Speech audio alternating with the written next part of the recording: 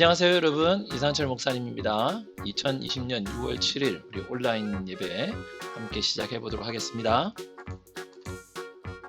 오늘 말씀은 사무엘상 4장 22절. 또 이르기를 하나님의 궤를 빼앗겼으므로 영광이 이스라엘에게서 떠났다 하였더라. 우리 여러분 지난주에 배웠던 말씀 기억나시나요? 지난주에 어린 사무엘은 하나님의 궤 앞에 있었고 이런 말씀 배웠죠. 어린 사무엘은 엘리 제사장 밑에서 여호와를 섬기는데 하나님의 궤 곁에서 밤을 지새는 반면에 엘리는 하나님을 보지도 못하고 계시를 받지 못하는 그런 제사장이었다라는 말씀을 보았습니다. 그리고 엘리의 아들들 홈니와 비나스가 제사장이었긴 했지만 하나님의 말씀대로 순종하지 못하고 마치 하나님을 모르는 사람처럼 자기 마음대로 자기의 욕심을 채웠던 모습을 보았어요. 그래서 하나님께서는 엘리에게 사무엘을 통해 말씀하시기를 너와 내 두 아들 그리고 내 가정에 하나님께서 벌을 내리실 것이다 라고 말씀하셨던 것입니다.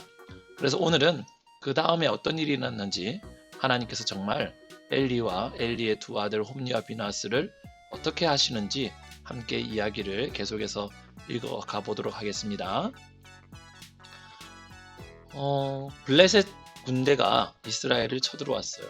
그래서 블레셋과 이스라엘 백성들이 전쟁을 치렀는데 이 이스라엘 백성들이 크게 패하고 말았습니다. 블레셋 군대와 이스라엘 전투에 통해서 약 4,000명 가량이 이스라엘 백성들이 죽고 말았던 거예요. 살아남은 사람들이 돌아와서 사람들에게 물었어요. 어떻게 해서 하나님께서 우리 편인데 우리가 패했을까요? 여호와의 법궤가 우리한테 있는데 어떻게 우리가 패했을까요? 너무너무 이상한 거예요. 그래서 우리 여호와의 언약궤를 실로에서 가져오십시다. 좋은 생각이에요. 장로들은 실로에 사람을 보내어서 언약궤를 가져오게 했습니다. 그럼 하나님께서 우리를 적들로부터 구해 주실 것입니다. 그럽시다. 어서 언약궤를 가져옵시다. 언약궤를 가져오기 위해서 당연히 제사장들이 가지고 와야겠죠. 그래서 엘리의 두 아들이었던 홈니와 비나스도 이 언약궤와 함께 전쟁터로 나오게 됩니다. 언약궤가 도착했다. 이제 블레셋은 끝장이다. 하나님이 우리와 함께 계신다. 이스라엘 백성들의 사기는 한층 올라갔어요.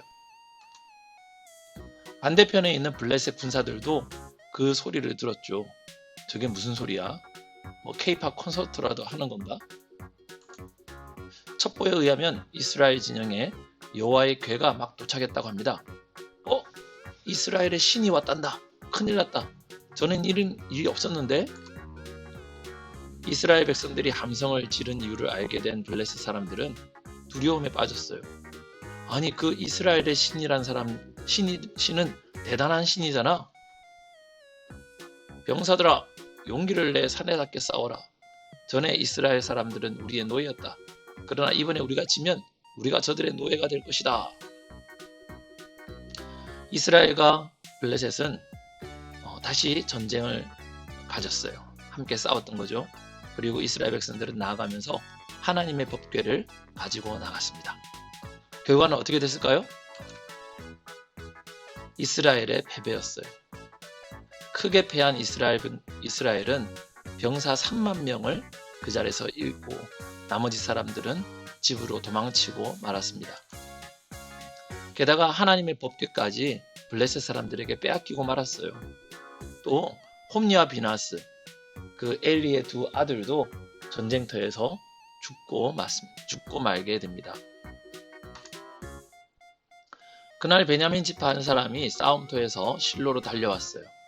슬퍼하며 자기 옷을 찢고 머리엔 재를 뒤집어 쓰고 와서 말하기를 우리가 졌습니다. 우리가 패했어요. 길가에 앉아있던 엘리가 그 소리를 들었어요. 이게 웬 소란이냐. 그때 98살이었던 엘리는 눈이 어두워 잘 볼 수가 없었어요. 저는 바로 오늘 전쟁터에서 도망쳐온 사람입니다. 그래 싸움은 어찌 됐나? 이스라엘이 블레셋 사람들에게 졌습니다. 많은 군인들을 잃었고 제사장님의 두 아들 홈니와 비나스도 죽고 말았습니다. 그리고 하나님의 법궤를 블레셋 사람들에게 빼앗겼습니다. 뭐라고? 하나님의 괴의 이야기를 들은 엘리는 놀라 뒤로 넘어지고 말았어요. 엘리는 문 옆으로 넘어지면서 목이 부러지고 말았답니다. 대제사장님, 무슨 일이야? 이럴 수가. 큰일 났다. 40년 동안 이스라엘을 다스렸던 사사이자 대제사장인 엘리는 그렇게 의자에서 넘어져 목이 부러져 죽고 말았어요. 한편 엘리의 아들 비느하스에게도 만삭된 아내가 있었습니다. 뭐라고요? 하나님의 괴를 빼앗겼고 시아버지도 죽었고 남편도 죽었다는 소식을 들은 그녀는 갑자기 배에 진통이 오기 시작했어요. 이런 갑자기. 그 여자는 몸을 구부린 채 아이를 낳았어요. 하지만 아이를 낳은 엄마는 죽고 말았답니다. 그리고 죽으면서 자기의 낳은 아들의 이름을 이가봇이라고 지었어요. 이가봇이라는 이름의 뜻은 영광이 떠났다라는 뜻입니다. 하나님의 영광이 이스라엘을 떠났다 하는 그런 의미예요. 시아버지도 남편도 죽은 데다 무엇보다 하나님의 괴를 빼앗겼기 때문에 이가봇, 하나님의 영광이 드디어 우리를 떠났구나 하는 이름으로 아들의 이름을 짓고 말은 것입니다. 여러분 어땠어요? 오늘 이야기해 보면 참 슬픈 이야기죠. 하나님의 명령을 따르지 않았던 홈니와 비느하스, 그리고 그 두 아들을 바르게 지도하지 못했던 엘리 제사장이 그렇게 허무하게 죽음을 당하고 맙니다. 또 하나님의 법궤를 블레셋에게 빼앗겨버리고 이스라엘은 너무 암울한 시대를 맞이하게 되죠.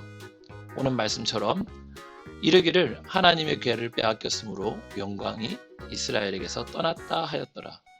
하나님의 영광이 이스라엘을 떠나는 그런 어두운 암흑의 시대가 찾아오고 만 거예요. 여러분, 우리들은 하나님의 말씀을 순종할 수 있는 여러분과 제가 되어야 됩니다. 하나님 말씀을 따르는 사람에게는 하나님께서는 반드시 삶 가운데 인도해 주시고, 그렇지 않을 때에는 하나님께서는 우리들을 때로는 엄하게 우리를 다스리기도 하십니다. 여러분과 제가 할 수 있는 일이 뭘까요?